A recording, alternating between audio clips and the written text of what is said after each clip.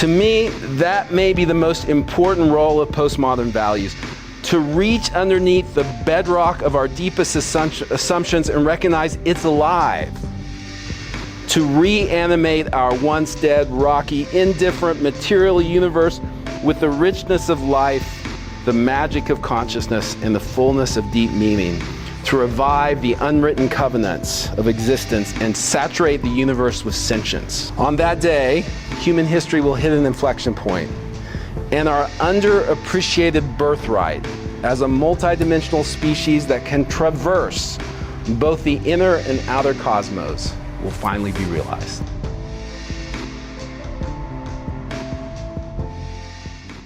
The psychedelic renaissance is here, and it's here to stay. And when there are hundreds of thousands, if not millions of people experimenting with psychedelics, I don't know what that noise is, but it's real. But when there are hundreds of thousands, if not millions of people experimenting with psychedelics, you're going to have a profound change in culture. And what that's going to do, and I want to talk for a moment, because one of the great things Don Beck used to say about worldviews is how every worldview changes the waters of culture, right? The very water we swim in. So the question in terms of how we get to an integral golden age is, how does the waters of culture have to change for us to be prepared? What's the 1,000 years of traditionalism that you need to get to modernism in our time, right? What does that look like? And to me, part of what that looks like is we have to get over this detritus of a disenchanted universe. We have to realize in some very deep way, not just you or me or the other person or the other people in our network, but at a level of culture where it disseminates through the waters of culture, that consciousness is real, that it's ontologically real, that it's more than I, it's also we, that inner subjectivity is real. How do you do that? How do you get to that point? How do you change the waters of culture such that you begin to recognize this depth dimension of consciousness in such a way that can change the waters of culture so that we can get to a point where we can explore inner subjectivity in the ways that we know can transform the world, right? Maybe you have 1 million, 10 million people take psilocybin. That's a good start. I'm not saying it's a panacea. There's 1 million other things happening. But what it's going to do, and what it already is doing, what the consciousness movement already is doing, is changing the waters of culture. It's already happening. It's removing, modernism has put this veil over the world. It's that protects us against that demon-haunted world from flowing back in. And what the psychedelic renaissance, and not just that, the whole consciousness movement, is doing is little by little, is taking that veil down, right? It's removing that veil. It's the classic green allows purple, right? In spiral dynamics. And as it removes that veil, the waters of that previous era are going to rush in. And it's going to change culture, I think, more than we realize. Because as much as you and I, we move in this kind of cool sub-network where progressive spirituality is cool and consciousness is cool, and it hasn't really penetrated yet. And so I don't think we understand what it means to live in a culture where that has penetrated more. You know, Sagan understood it. Now, he understood it from the other side because he feared it, right? But as we lower that veil, these waters are going to rush in. And it's going to get weird. And I mean that. It's going to get weird, I think. I mean, you know, don't even get started on UFOs. That's also going to be part of this. But it's going to get weird. But that's okay. We have to embrace this tiger and ride with it. Sometimes, and I've been guilty of this, I want to kind of keep postmodernism like out there and kind of like, you know, I don't really want to, because it's got all kinds of problems, you know. And if allowed to be virulently anti-modern, it will fuck up civilization. That's the danger, right? But we need it to transform our understanding of consciousness so that it can create a different kind of foundation for what's coming next.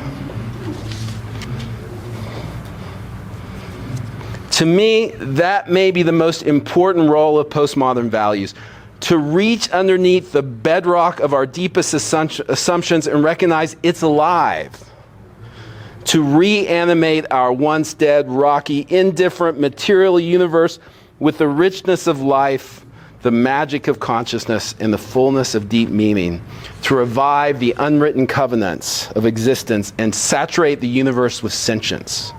To saturate the universe with sentience. And then to bring the best of science along for the ride.